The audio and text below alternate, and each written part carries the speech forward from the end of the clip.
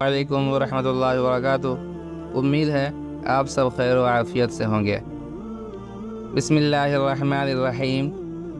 قرآن مجید میں حضرت آدم علیہ السلام کے دو بیٹوں قابیل اور حابیل کا قصہ موجود ہے کہ حضرت آدم اور حوا علیہ السلام سے بہت اولادیں ہوئیں۔ انہی میں سے دو بچے قابیل اور حابیل تھے۔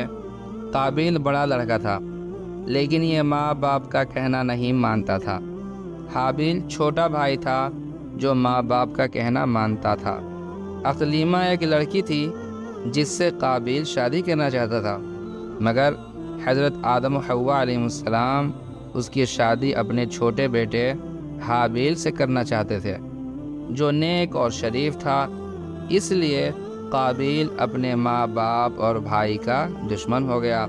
اللہ میاں نے حکم دیا کہ تم دونوں قربانی کر کے پہاڑ پر رکھ آؤ، جس کی قربانی قبول ہوگی اس سے اقلیمہ کی شادی کی جائے گی۔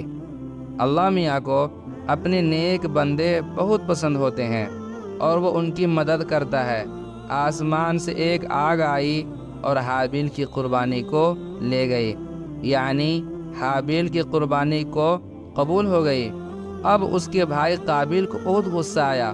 اس نے حابیل سے کہا کہ میں تجھ کو قتل کر دوں گا۔ حابیل نے کہا، اللہ نیک بندوں کی قربانی قبول کرتا ہے، اگر تم مجھ سے لڑو گے میں تم پر ہاتھ نہیں اٹھاؤں گا۔ آخر ایک دن قابیل نے حابیل کو قتل کر دیا۔ دنیا میں یہ پہلا قتل تھا جو قابیل نے اپنے بھائی حابیل کا قتل کرنے کے بعد قابیل کو فکر ہوئی کہ قابیل کی لاش کا کیا کیا جائے، کس طرح چھپائے۔ اس نے دیکھا کہ ایک کوا چونچ سے زمین کھود کر ایک دوسرے مرے ہوئے کوے کو دفن کر رہا ہے۔ تب اس نے بھی اپنے بھائی حابیل کو زمین کھود کر دفن کر دیا اور خود جا کر آگ کی پوجا کرنے لگا۔ حضرت آدم علیہ السلام اور حوا علیہ السلام کو بہت رنج ہوا۔